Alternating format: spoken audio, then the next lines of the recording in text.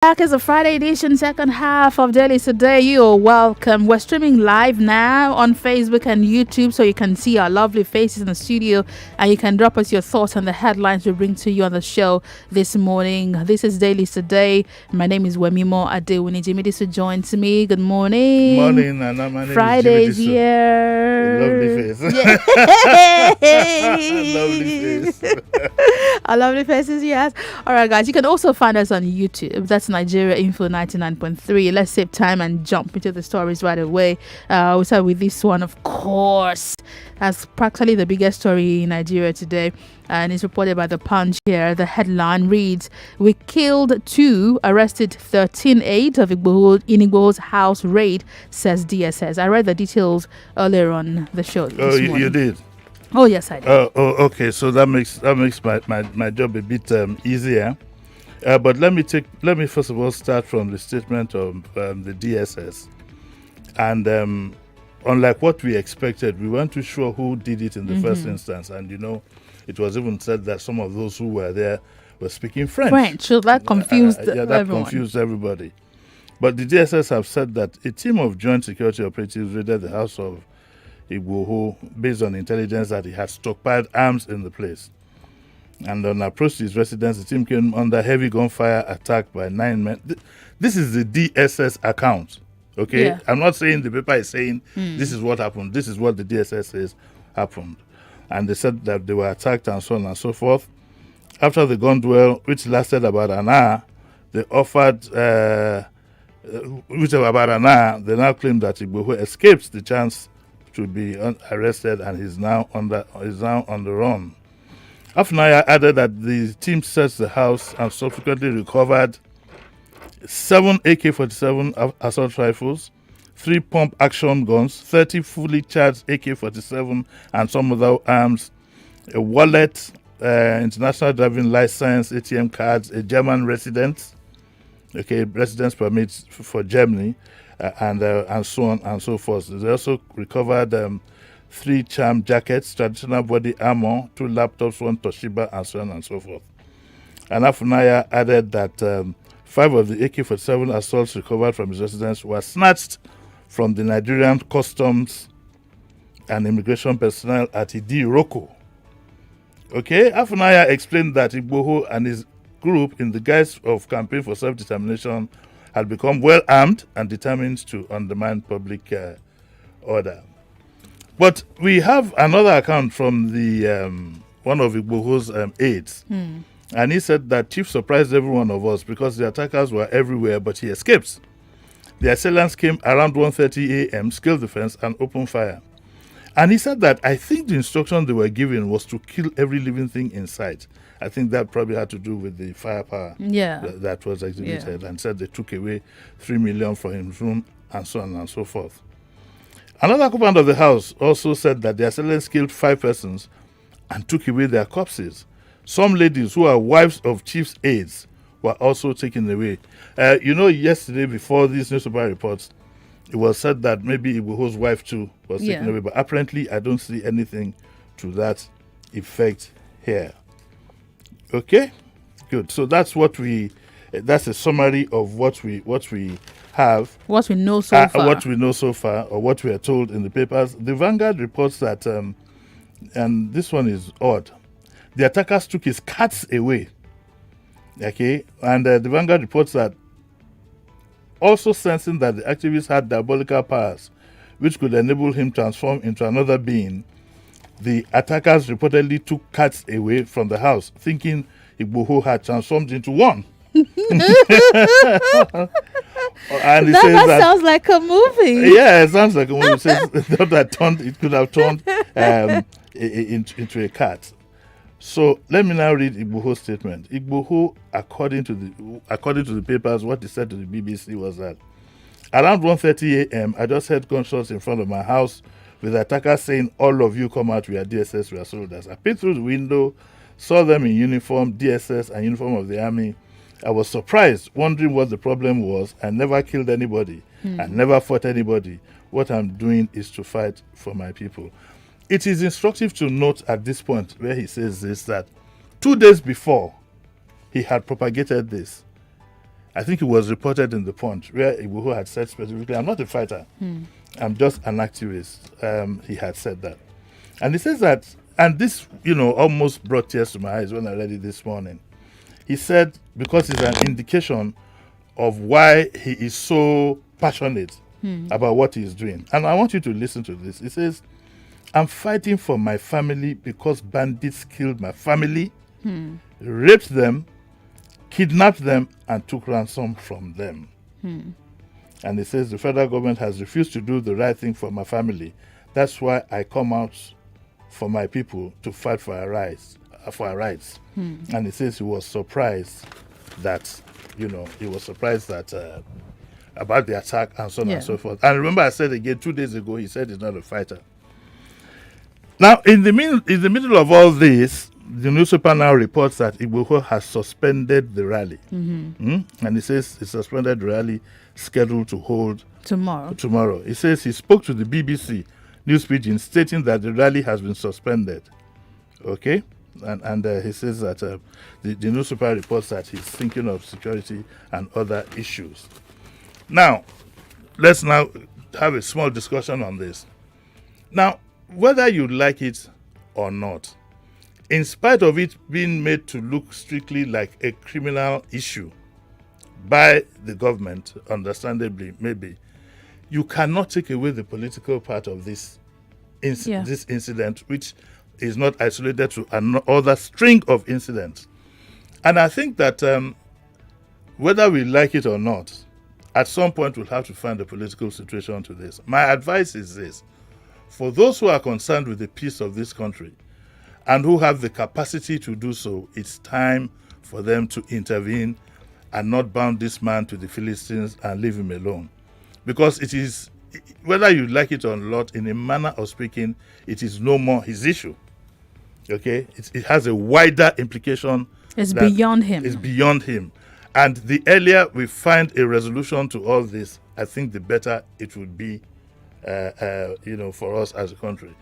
So let me repeat what I said, just in case people don't understand. What I said is, the government has ascribed a criminal whatever to this. Government statement says they were going out for him. He has cases to answer. And my thinking or what I'm saying is that, look, whether you agree to that or not, there's also a political undertone to all this that also has to be addressed.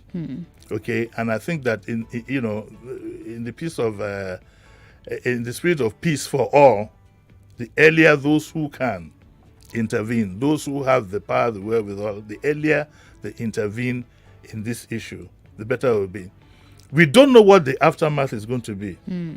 I believe that the two parties would have had a plan of what to do should a thing like this happen.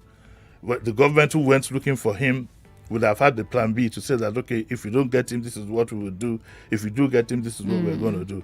He too, I'm sure, would have factored in, and his people, that if they come for him, this is what we're going to do, and so on and so forth. And therefore, but we deplete a middle road and for quick intervention so that we can have a peaceful country. I'll refer to some of the things. This was practically the biggest story the past 2 hours since I've been here. Oh, it's for the past 24 hours. Since 5 a.m. I got here. That's practically what everyone wants to talk about. But one of the important points I heard one of our callers made is, number one, there are, like you said, undertones to the rising cases of non-state actors like Igboho and Nnamdi Kanu. Yes. And until those fundamental issues are addressed, there are hundreds of other people like that waiting that could to take well over. emerge. Yes, So, I said that. I said as much on Wednesday, talking about Kanu himself. That look, one man's villain is another man's freedom fighter.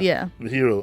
So there must be a balance in the attitude to to what to do going forward.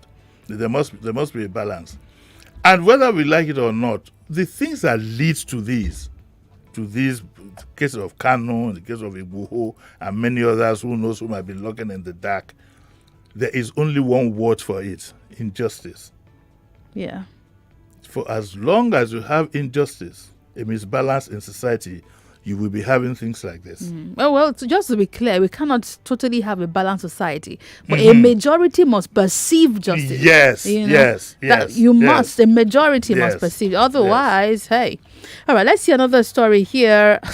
Well, you might want to listen closely to this. It's on the Metro page of The Punch today. 25-year-old arrested for extorting 7 million naira threat. So did he extort, or was he a threat on woman's nude photos? There's one, it has another page, so it's attached to it. It's on the other side. Oh, okay. But let me tell you what it is. We want to use this to douse the tension here a little bit.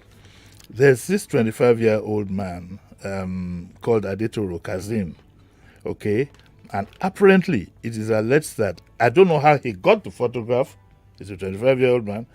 I don't know how he got the photograph, but he got the nude photographs of a woman and had been blackmailing her to the tune of 7 million.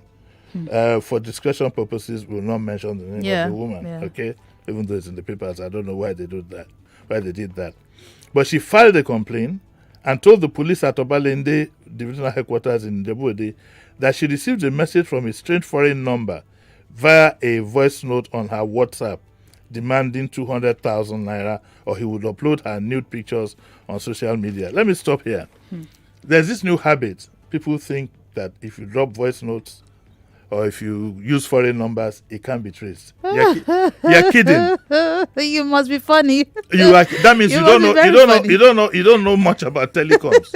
You must be really funny. Let me tell you, if you put a SIM, if I take Wemimo SIM and I put it in my phone just to make a quick call, and it sets up forever, it is registered that I use a pathway. Yeah. The truth is, stay away from these things. Why blackmail someone? It's not going to help you. You know, there are no tricks behind it. And guess what? You won't believe the kind of equipment that we have in Nigeria. Yeah. Because it's the police that got this. Let me read the story. It said that she received the message from a strange foreign number via a WhatsApp. And then she said she sent the amount to him. He asked for 200,000. She sent the amount to him. She further told the police that the suspect continued to make financial demands, therefore extorting her to the tune of 7.3 million. Wow. So when she reported, the police set in. And it says this. This is what the PRO of the police says. It says, the detectives embarked on intelligence and technical-based investigation. That should tell you a lot. Okay? Investigation. And they successfully traced the suspect to his hideout in Ibadan, where he was from Ogun State. Yes, where he was apprehended. There you go. So getting all these, this foreign number thing came up in Chidima's case too. Yes. It doesn't help. It doesn't help. There's what you call an IMEI number that is in any phone. Absolutely. And there's no hiding place for. Even if you throw the phone in a river, you'll be traced. Absolutely. So he used voice notes and of course he was traced and then arrested.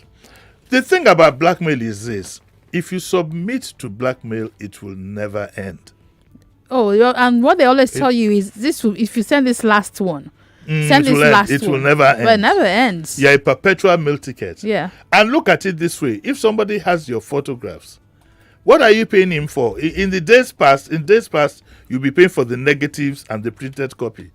These days, he could save it on 1,001 things. So you'll just be a perpetual meal ticket to him. How are you sure you're going to stop him from posting it? You remember Salawa Beni also had that piece. Yes. She called the man's bluff. Immediately. I love her for it. Immediately. Yes. Like Ogbeniwa. Who's that now? Yeah. Oh, who's the Ogbeniwa? No, that was quoting what she said. Oh, okay. Like guy. Yeah. What's it? What do you have? Yes, she called his bluff. Don't allow if you've been indiscreet to the point that a man has somebody has your nude photographs, which is your choice. Sometimes some of these women do not know. They don't know. They don't know. Let me tell you a bit of what it's like to move around in social circles in this. If you go to hotels, some of the hotels have secret cameras that have been put in there by the staff without the knowledge of the owners of the hotel. And it could jolly well be a pin. It could be anything. You could be on the bedpost. Yeah. There was one that was in the air conditioner. Okay. And I saw the video. So it could be used. And so what do they do with it? They sell it to porn sites. They get as much as $1,000 for one. Some men lure women, some women lure men, and they record the photograph in such a way that their own faces don't show. It's the face of the other Or person. they edit it out. Or they edit out their own face and leave your own face there. And lo and behold, You just find yourself a porn star. a porn star. And you're wondering how. It was a married woman that was in a hotel with one married guy. The married guy was even saying that I'm in a meeting. Oh my God! I'm in a meeting. Sincerely, I think people should begin to learn tips too. If you're using a hotel room, how do you search for cameras? If you do a quick search online, because it's not just a question of when. At least you change your clothes. Yeah. You don't want. Yeah. I think we all just need to be extremely careful. And if you're doing stuff like this, you work in a hotel, you're doing it, you had better stop it. Oh, You'd better stop it. Because one day the whistle will blow. You'd better stop it. It's really will blow. unfair. Why would you do that to anyone? All right, let's see another story here. In the papers today. Accurate timekeeper. Hello. And I told me to turn my face. It says I keep looking at you when I'm, when I don't do the More same fine, question. Goni. Come on. Well, you're fine. You're fine. Yes. I know, right? I'll admit that. I know. I'm proud of it. You're fine. Let's see this one. Okay. Tinted glass permit. Reps condemn alleged extortion and someone's IG. We need proper clarification on Yes. this issue of tinted permits. We need clarification on tinted permits, because apparently it's been used now as a tool of extortion. Some cars come tinted. Then some people now apply a darker tint so you can't see who is the guy. Why they do some things, I honestly don't know. I'm not hiding from anybody. But the House of Reps has said that the recent order by the IG, Inspector General of Police, it needs some clarification. And the House urges Baba, that's the IG, to clarify the policy with specific regard to factory-fitted tinted glasses, while mandating the Committee on Police Affairs to invite the IG to clarify the issues relating to its directives in order to stop the extortion, threat, and harassment of Nigerians by members of the Nigerian police. And the motion was adopted accordingly. At least for once, our reps are speaking on our behalf, but I think it's also because they possibly will be affected. And I think it's important that the police should have thought ahead of possible complications on an order that's not clear. Well, I think to be honest with you, unless again things in Nigeria, the order is very clear. It's just a means of extortion. But at that time, you're on the Lagos-Benin Express Road. How do you argue with a policeman? You have to drop the roja and move on. What kind of grammar do you want to speak? It's the same thing that happens. You find customs stopping you on the express road and asking for your custom papers. You're not bound by law to carry your custom papers if your car has been registered. But who is there to save you? I've been a victim of this. So, in fact, to be honest with you, I don't travel with my car as a rule. Yes, because extortion by customs, sometimes you find some local government people say you're supposed to still pay some rent or some number. They have all kinds of things. Papers they ask for. So, and then, of course, I enjoy public transport and with my people. No. It's easy. Easy does it. Let's see this one from the Vanguard. Treat bandits, killer headsmen, others like Kanu, Wiki and Orton tell Buhari. There's some riders here. Don't discriminate. Go after bandits like you did for Kanu, says Wiki. Put in the same zeal in arrest of killer headsmen, says Autumn. Says Kanu should be given justice. Describes as laughable Miyetti Allah calling IPOP leader terrorist. Well, apart from it being politics, but it's also being factual. And yes, and I think there's nothing illegitimate about asking for a balance in these things. You understand? I said illegitimate, not legitimate. So so Kanu, in an Arise interview yesterday, Governor Wike asked the government to extend the same attention that's given to Kanu to bandits and other elements creating security challenges in the country. But he said that though he rejected the methods deployed by the IPOB leader, the government must avoid punishing him extrajudicially because he comes from a certain part of the country. Yeah. Okay, so he goes on to explain, says, let people know that you're not persecuting him because because he's Igbo. Okay? You must also make provision to say all these people who have been causing security crisis in Nigeria are also prosecuted. Yeah. It says, let's not make a hula baloo about the prosecution of Nnamdi Kanu. I don't believe in his principles. I've come out and I've said that you cannot annex my state to be part of your own. But that doesn't mean you will not allow the law to take. I mean, it's a fair statement. Yeah, but that's Autumn fair too enough. is saying the same thing. Autumn says that the federal government, you urge the federal government to demonstrate the same zeal put into the arrest of the IPOB leader to the arrest of leaders of Mietiala and militia headsmen who have owned up to the killings in his states. And he says that by doing so, the government would be taken seriously in its acclaimed fight against insurgency and terrorism in the country. Yeah. Those are fair statements, I believe. Yeah, I mean, they're fair statements. And the Minister of Information said, and I played that in the news at 6 this morning, that he was given fair hearing before he jumped to bail and he will be given fair Who's hearing. that? Lai Mohammed. Yes. Yeah, well, but Kanu. Kanu claims that he ran for his life because his house was invaded. But you see, in the case of Kanu, at the end of the trial or whatever it is, you will still need a political solution to all this. Whether you believe in these people or not, whether you think that they have a sinister agenda or some other agenda, you must also recognize that, one, they have a following. Yeah. Their following is phenomenal. It's not large. It's phenomenal. You must take into cognizance the environment in which you are in and the anger that is out there. I had a feel of that on Tuesday. People were so angry, wanting to, they wanted the whatever to go on and so on and so forth. They wanted to express themselves. I got a feel of that anger. Nigerians are very, very angry, and therefore, you must put all these things into consideration when you are handling matters in this country. Yeah, you must put it, and all of a sudden, unconsciously, we've been pitched against each other. Yeah. Okay, the moment you are arrested, if they say 10 people are arrested, I can imagine if I was a DPO, I arrest 10 people, and 9 of them are from the southeast, and only 1 is from the southwest. I have to either let some of them 9 go to balance to balance it, or look for another set to arrest. And because we have gotten to that, things are no longer what they should be, and we can't run away from these things. Yeah. That's our reality right now. That's our reality right now, and our leaders, whether they like it or not, have to take cognizance of that fact. I mean, this is the governor saying that, okay, as you have arrested this man, do so for the others. Yeah, and he would know. I mean, he would know. So if the perception is there, the perception is there. Yeah. Absolutely. Let's see this final one from the Vanguard today. It's sports. Buhari's, I think this is an editorial. This is a disgraceful one. Oh, yeah. I wish I didn't have to read it. Let me read what it says here. This is a headline from an editorial. And it says Buhari's reward to 1994 Super Eagles. And it says that last week, the President Buhari approved the allocation of 3-bedroom houses to each member of the 1994 national football team. 94. Yeah. They were promised 3-bedroom houses.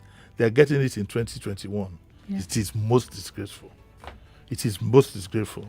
And they said that the president's gesture was in fulfillment of a 27-year-old promise the federal military government made under the late Sani Abacha, made to members of the squad after winning that year's Africa Cup of Nations tournament in Tunisia. I think the 94 squad were the ones that had Amokachi and all these Yakini. Yeah. Those were phenomenal. We could have won the World Cup that year. Keshi is taking his posthumously. He received yes, because what the president has ordered is that either they or whoever or their dependents, in case they're dead, should now be given. That's why I say it's so disgraceful. The 3-bedroom flat, and it says that the Vanguard commends the president for doing that. Yeah, and we commend the president for doing the simplest of things. Well, if it's not been done in almost how many years now? But what has delayed it, Wemimo?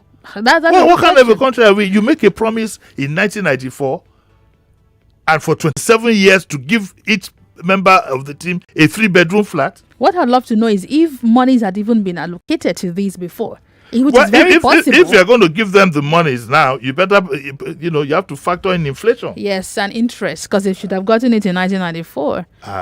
But since it's a gift, I think they'll just gladly take but this. And the Vanguard argues that it couldn't have come at a better time than now, that the average Nigerian youth seems to have been overwhelmed by an unjust society where there appears to be no plan for their future. Frustrated and blinded by the vagaries of life, the Nigerian youth have resorted to all manner of self-destructive social ills. And that is why the Vanguard views the president's gesture as an assurance to the youth that every honest effort that brings glory and honor to self and country deserves reward. We've missed it. yeah. We've missed it. Our young youth now no longer have interest in Hard work. in hard work, or even the country. Because I don't see people being rewarded for, The for average patriotism. Nigerian, look, what are we saying? What the one they call Yahoo Plus, where you have to do all kinds of things, sleeping with animals, eating feces, and all these things. These are the little things. Yeah. The glory that we had in those days for your own country has been eroded. We now think in divisions. We think in little pockets of divisions, almost to the point of even local government. Yeah. It's sad. Some of the It's citizens have to look out for themselves. It's sad. I hope God, in His infinite mercies, will repair this damage to this country as quickly as possible. Or else, this dark cloud that we have over us, the light at the end of that tunnel, it's not even like a torchlight. It's like the battery is low. it's like a biro head. It's as tiny as that. There's a dark cloud over our country. Very dark. Very, very dark. If you sit down and you reflect on the things, the level of injustice, the level of imbalance that we have, is frightening. Let me take just 2 comments from YouTube, 2 from Facebook as we wrap up. And Yolaja on YouTube says, security operatives are fond of planting incriminating evidence to justify their nefarious acts. A lot of people do not believe. In fact, a lot of people claim that those ammunition and arms were planted in his house. Well, would find out in time in Igboho's house. Funshaw Jimo says, I don't know why our people lack critical thinking. Ooh, they yab like this. I prefer to support non-state actors like Igboho or Nnamdi Kanu with millions of dollars. Okay, you prefer to support non-state actors like Igboho or Nnamdi Kanu with millions of dollars, but carelessly investing the same resources to push a political agenda. I don't quite understand that. Yeah, no, that way. I don't understand. Let me go to Facebook and take 2 comments from here. Man, Facebook is on fire also. Adebayo Daniel Akingbade says, you're... Okay. That was? No, it's not talking to us. They're yabbing themselves here. Okay. I always like to see that, but your yabbis is not my radio concern. Give it to Facebook. Okay, Richard Emma says the justice system is blocked, filled with bias and corrupt judges, so I can't expect fair trials. That's in regards to Nnamdi Kanu. Says doesn't expect a fair trial. Well, the truth is, unfortunately, the judiciary has been tainted, like every other institution in our country.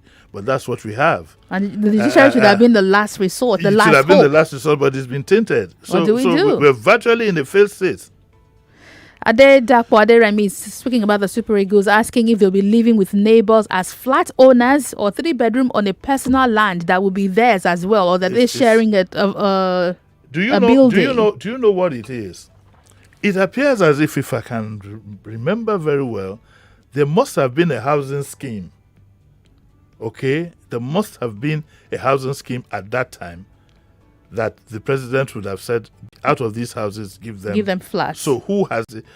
Again, we can't keep probing everything, really. But it would be nice to know what actually did happen. It will be. Now we really need to go. So we don't know if they'll be sharing houses. They possibly might be your neighbor.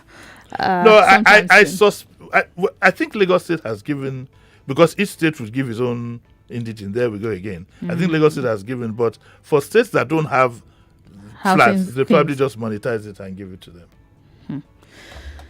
All right. We'll follow up on this. I'm sure our sports guys will follow up on this. Jimi, so thank you for coming Thank in. you. He's back here at 9. That will be when I am saying my goodbyes, because right after the news on the hour at 8 o'clock, we'll bring you hot takes. Let's do a review of the biggest stories this week. Coming up after this. 99.3 Nigeria Info. We are more than just radio. Subscribe to our YouTube channel at Nigeria Info FM. Check us out on Facebook at Nigeria Info 99.3. Follow us on Twitter at Nigeria Info FM and on Instagram at Nigeria Info FM Lagos for live updates as it happens. 99.3 Nigeria Info. Let's talk.